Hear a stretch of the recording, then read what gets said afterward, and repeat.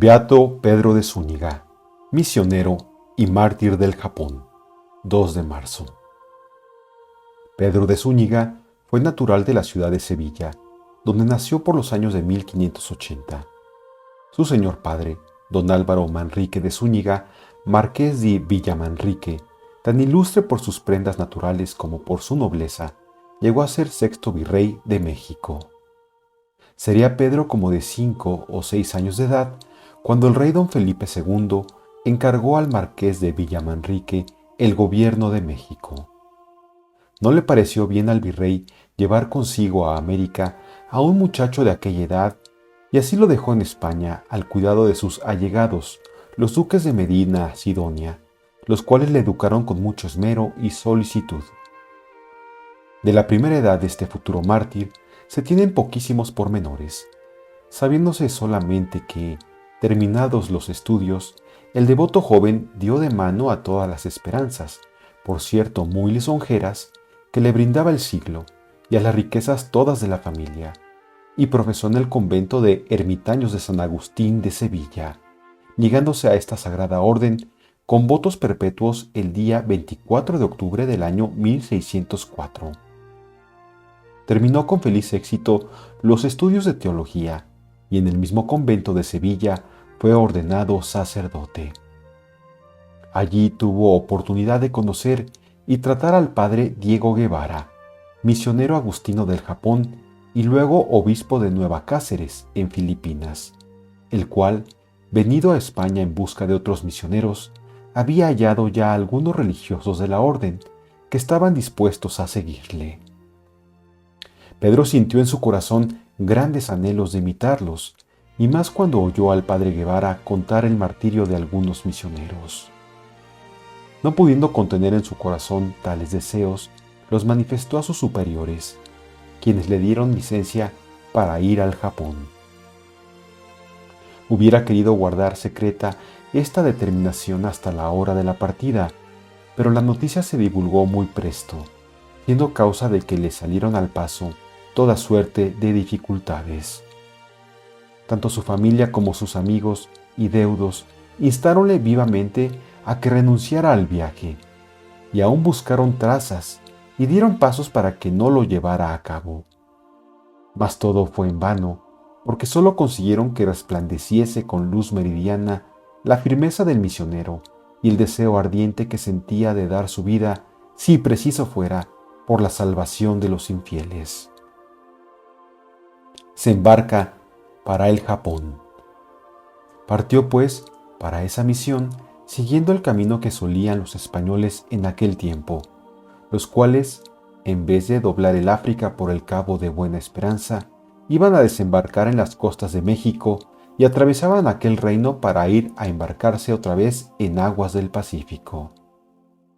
Detuviéronse una temporada en México, del que ya no era virrey el marqués de Villamanrique, pues había muerto. Tras larga, aunque feliz travesía del Pacífico, llegaron a Manila los misioneros agustinos el día 4 de junio de 1610. Eran 17 y fueron recibidos con grandes demostraciones de júbilo por los demás religiosos de la orden.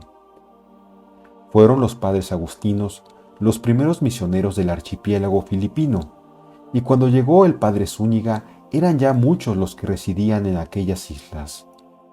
Quisieron luego los nuevos apóstoles proseguir el viaje hasta el Japón, blanco de sus deseos, pero hallaron resistencia por parte de los naturales, que vigilaban cuidadosamente los fuertes para impedir la entrada de los misioneros, particularmente españoles, por lo que el padre Pedro de Zúñiga se quedó en Filipinas. Enviáronle sus superiores a la provincia de Pampanga, confiándole las cristiandades de Porac y Sesmoan. Allí trabajó por espacio de 8 años con admirable celo y aprovechamiento de la misión, y en el año de 1618 fue enviado al Japón, entrando disfrazado de comerciante y arrostrando muchos y grandes peligros. Llevaba por compañero al padre Bartolomé Gutiérrez. Pero no tardó en llegar a oídos del gobernador de Nagasaki la noticia de la entrada de los 2 misioneros, e inmediatamente ordenó que fueran detenidos y traídos a su presencia. El mismo emperador, no bien hubo sabido que acababan de llegar nuevos misioneros, envió a Nagasaki un comisario especial llamado Gonroku, con orden de que activase la persecución, prohibiese a los cristianos celebrar juntas y guardar medallas o rosarios, y fulminase pena de muerte y confiscación de bienes contra quienes admitiesen o tuvieran oculto en su casa a algún misionero. Fácilmente se echa de ver con cuántas dificultades tropezaban los padres para ejercer su sagrado ministerio, estando así las cosas. El beato Pedro pudo, con todo, vivir oculto en casa de unos cristianos japoneses, mudando de cuando en cuando de domicilio y de disfraz para burlar el cuidado de sus perseguidores, y dispensando a los fieles los santos sacramentos en medio de privaciones y fatigas sin cuento. En el mes de diciembre de dicho año de 1618, el apóstata Peiso denunció a 2 misioneros, los cuales fueron detenidos junto con los naturales que los tenían ocultos en su casa. El padre Zúñiga fue también descubierto, pero al enterarse el comisario de que pertenecía a muy noble familia, quiso salvarle la vida y habiéndole avisado secretamente que iba a ser detenido, le dio facilidades para embarcarse y regresar a Filipinas. Mucho sentimiento tuvieron los cristianos de Nagasaki con su partida y, pasado algún tiempo, le escribieron muy afligidos, refiriéndole los trabajos que padecían y suplicándole que volviese al Japón para animarlos con su presencia. También escribieron el padre provincial que residía en Manila, prometiéndole nada menos que el cuerpo del beato misionero mártir Fernando de San José, si les enviaba al padre Zúñiga, y al mismo tiempo le señalaban el puerto al que sería más fácil abordar. Promesas e instancias fueron estas que determinaron al padre provincial a dar licencia a Pedro de Zúñiga para volver al Japón. Embarcóse el día 13 de junio de 1620, junto con el dominico padre Luis Flores, en una nave mercante japonesa, cuyo capitán, Joaquín Firayama o Díaz, era ferviente cristiano. Apresados por los piratas. La travesía fue un continuo pelear contra toda suerte de peligros y dificultades. Tempestades violentísimas los pusieron más de una vez en inminente riesgo de naufragar. Vientos contrarios empujaron la nave hacia las costas de Cochinchina, con lo cual, al cabo de 20 días de navegación, se hallaban tan lejos del Japón como a la salida de Filipinas. El agua y los víveres que llevaban estaban ya casi agotados, de manera que varios días solo comieron lo necesario para no morir de hambre. Felizmente, estando en tales aprietos, abordaron al puerto de Macao, donde se abastecieron de alimentos y el día 22 de julio a la isla de Formosa, proveyéndose de agua y leña. Acababan de dejar esta isla y navegaban a velas llenas con rumbo al Japón, cuando su navío fue asaltado y apresado por unos corsarios protestantes ingleses, que, junto con algunos calvinistas holandeses, pirateaban en aquellos mares. Estos herejes habían sido los causantes de que el Japón decretara la persecución contra los cristianos. Para asegurarse ellos el monopolio comercial con el imperio japonés y por odio al catolicismo, acusaron a los misioneros de ser agentes secretos del rey de España y los encargados de tramar la conquista del Japón por los españoles. Tan detestable y soez calumnia bastó para que se desencadenase la tempestad de odio del gobierno japonés contra los padres misioneros. No tuvieron ninguna cuenta los piratas con que el navío era japonés y navegaba con patente del mismo emperador, y así pillaron cuanto llevaba a bordo, repartiendo luego el botín con los holandeses. Seguros estaban los 2 misioneros de que los discípulos de Enrique VIII y de Calvino los tratarían sin compasión, y en cuanto supieron que los piratas se acercaban, corrieron a esconderse en el fondo del navío, bajo un montón de pieles nauseabundas. Allí aguantaron un día entero sin tomar bocado, pero al fin fueron descubiertos por un marino pagano. Alegráronse sobremanera los corsarios con aquella presa, pues confiaban captarse la gracia del gobierno japonés denunciando a los dos padres.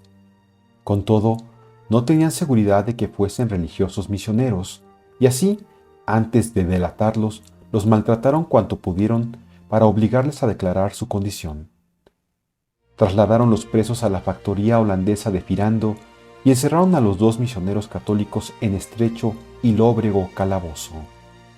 Como era de esperar, el gobierno japonés mostró gran descontento al saber que los corsarios habían apresado un avión nacional, pero los holandeses se justificaron de aquel atropello, diciendo que no habían hecho más que ejecutar las órdenes del emperador, ya que éstas prohibían traer al Japón misioneros católicos. No quiso el emperador creer sin más, ni más que aquellos dos presos eran realmente dos sacerdotes católicos, y exigió pruebas de ello. No pudo llegar a más con esa noticia el recrudecimiento de crueldad de los piratas contra los dos padres. 13 días los dejaron abandonados y casi desnudos en aquel infecto calabozo, con solo un puñado de arroz cocido por comida y sin que les fuera posible salir de allí un momento. Un día les colgaron en los pies unos morteros llenos de pólvora, amenazándolos con pegarles fuego si no declaraban que eran religiosos. Otro día atáronles a un barco por los pies, manos y cuello y poco a poco hicieronles tragar tal cantidad de agua que el padre Zúñiga enfermó gravemente. El padre Gutiérrez, que por entonces era provincial de la misión, se entendió con algunos cristianos japoneses y europeos y probó todos los medios de sacar a los dos cautivos de tan estrechas prisiones, mas no logró su intento, y lo único que consiguió fue que les diesen ropa y los aposentaran en otro calabozo, en el que había una ventanilla por donde entraban unos pocos rayos de luz. Dos japoneses, dependientes de una factoría holandesa, se apiadaron de los misioneros y les llevaron ropa y alimentos, y aun las cartas y noticias. Pero no bien lo supieron los protestantes, acusáronlos al gobernador de ser cristianos y fueron degollados. En una isla desierta. Escribió por entonces el padre Zúñiga al provincial de Manila, diciéndole entre otras cosas: «Hanos llevado esta gente a muchos tribunales, donde hemos sido preguntados sobre muchas cosas, y nosotros respondido lo que nuestro Señor nos ha dictado. Nos han puesto a cuestión de tormentos, mandándonos desnudar. Llevados a la villa, nos pasearon por las calles, y parecíamos unos dominguillos con los vestidos, por no habernos dejado que nos pusiéramos sino algunas ropas viejas que nos dieron por amor de Dios, con guardias y soldados. Y, llegados que fuimos al juzgado, estuvimos de pie, aguardando a los pesquisadores y personas que el rey de Firando enviaba para preguntarnos, y a muchos del pueblo que se hallaron presentes, y amenazándonos que nos darían luego tormento de agua. Dijimos que podían proceder a su gusto, que dispuestos estábamos a padecer los tormentos. Estamos aguardando la sentencia muy contentos, aunque en ásperas prisiones, entendiendo que lo que fuere será la voluntad de Dios, y si me cortasen la cabeza o quemasen vivo, por su santo nombre, dichoso yo 1000 veces, pues claro está que quien permite que se me dé tal castigo por ser yo quien soy, me dará fuerzas y fortaleza para los trabajos. Yo lo ofrezco todo por su amor, pues la preciosa obediencia así lo quiso, y en todo se cumpla, como espero, su santa voluntad. A mis amados hermanos pido oraciones y a todos perdón de mis faltas y mal ejemplo, que como malo no habré cumplido la regla y constituciones como debía, y a mi Dios su santo amor y gracia. De esta prisión, y octubre 10 de 1620. Pasados 15 meses, el padre Zúñiga fue reconocido por dos paganos que le habían visto decir misa en el Japón y en Manila. Aconsejáronle entonces los demás misioneros detenidos en Nagasaki que se declarase, juzgando ya inútil el empeño de ocultar lo que era, y así lo hizo el beato Pedro con no poco asombro de los japoneses, quienes se admiraban de ver que el misionero se declaraba de por sí manifestando un secreto que ningún tormento le había podido arrancar. 15 cristianos condenados a muerte. En el mes de agosto siguiente, volvió a Nagasaki para comparecer ante un tribunal junto con el padre Flores, el capitán Joaquín y todos los marinos de su nave. El juez Gonroku no insistió para lograr que los dos misioneros renunciasen a la fe, porque bien sabía que sería en balde, pero sí multiplicó promesas y amenazas para hacer apostatar a Joaquín y a los marinos. Vanos fueron sus esfuerzos, pues todos ellos declararon que estaban dispuestos a morir por Dios. Los dos misioneros y Joaquín fueron condenados a ser quemados vivos, y los 12 marinos a ser degollados. Joaquín dijo entonces al juez: «Todos estos hombres son inocentes, pues no han tenido ninguna parte en este negocio. Ni sabían que hubiese misioneros en mi nave. Solo a mí manifestaron los padres que eran sacerdotes y lo hicieron en castellano, idioma que no entienden los marinos. De modo que yo solo soy responsable y vuestra ley no puede castigarlo». Oída esta declaración, dijo el magistrado a los marinos que de buena gana consentiría con dejarles en libertad si renunciaban a la religión cristiana. Pero cuál no fue su estupor al oír que todos ellos a una voz gritaron que querían ser cristianos a una costa de su vida. Fuera de sí, los llenó de injurias, tratándolos de locos e insolentes, y confirmó la primera sentencia. La ejecución debía verificarse sobre una colina situada a corta distancia del mar. Una muchedumbre inmensa, compuesta de más de 100,000 personas, acudió al lugar del martirio, unos a pie, otros por mar, amontonados en centenares de barcas. Los cristianos allí presentes eran muy numerosos. Los mártires podían apenas adelantar en medio de tanta gente y, para abrir paso, los soldados repartían bastonazos a diestro y siniestro. Con todo, los cristianos arrostraban los golpes, acercándose a porfía a los mártires para hablarles, abrazarlos y pedirles su bendición. El martirio. El lugar de la ejecución estaba rodeado de un cerco de cañas de bambú fijas en el suelo para que no se acercase la muchedumbre. Solo una puerta daba entrada al cercado, en cuyo centro se alzaban 3 grandes postes rodeados de una pira. Un batallón de soldados armados con lanzas y arcabuces custodiaba los alrededores, y los jueces, ostentando las insignias de su dignidad, presidían desde un sitio algo prominente. Entró el primero, el padre Luis Flores. Al ir a entrar el padre Zúñiga, algunos españoles se le acercaron para hablarle y abrazarle por última vez, y suplicarle que les dejase algún recordativo. Y él, no tendiendo otra cosa, les dio su capilla, y entró enseguido de los demás mártires. Ya todos dentro, los soldados cerraron la puerta y soltaron las manos de los presos, los cuales, al verse libres, empezaron a abrazarse con grandes muestras de ternura, alentándose mutuamente a padecer por Cristo y citándose todos para el cielo. Los 3 que habían de ser quemados vivos se acercaron a los postes, los besaron con amor y dieron gracias al Señor. Entretanto, los verdugos, armados con sus espadas, se llegaron a los 12 marinos que estaban de rodillas y, a una señal de los jueces, los degollaron. Quedaban los 3 que habían de ser quemados.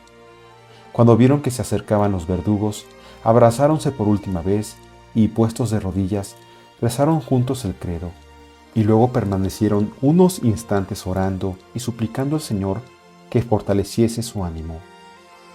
Terminada su oración, se levantaron y presentaron las manos a los verdugos, los cuales ataron a los mártires en los postes, estando en medio el padre Zúñiga y distantes uno de otro como 9 pies. Llegando al último extremo de crueldad, los japoneses colocaron el montón de leña para la hoguera a unos 12 pies de distancia de los postes, para que los mártires fuesen quemados lentamente y padeciesen largo rato. Además, contentáronse con sujetarle las manos con cuerdas de paja, para darse el gusto de verlos luchar contra la muerte y aún escaparse al sentir las primeras quemaduras, confiando con eso poder burlarse de ellos, tratándolos de cobardes. Pero quien burló las trazas de tan inicuos jueces fue el Señor, llenando a sus siervos y mártires de fortaleza y constancia sobrehumanas. Apenas los sujetaron a los postes, Joaquín empezó a predicar a la muchedumbre en idioma japonés, lo que en castellano le iba dictando el padre Zúñiga. Los jueces le mandaron callar y aún le hicieron dar algunos bastonazos.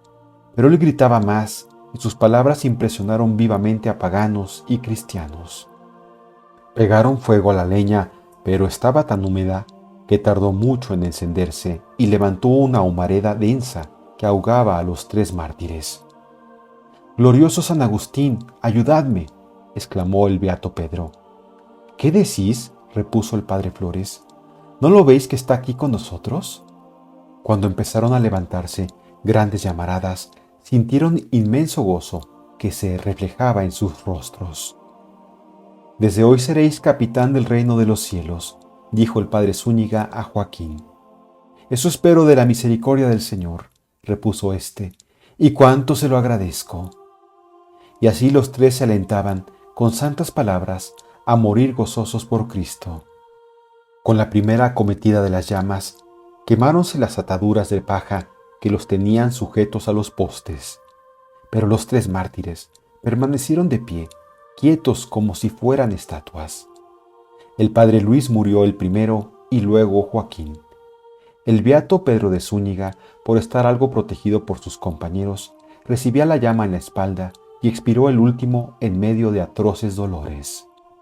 Llenáronse de consuelo los cristianos al ver que los 3 esforzados confesores habían logrado el triunfo y en medio de gozosas lágrimas y gritos de alborozo cantaron el Te Deum y otros cánticos. Los mismos paganos quedaron atónitos y confesaron que jamás habían visto morir con aquel gozo y valor. Sucedió este glorioso martirio a los 19 de agosto del año 1622.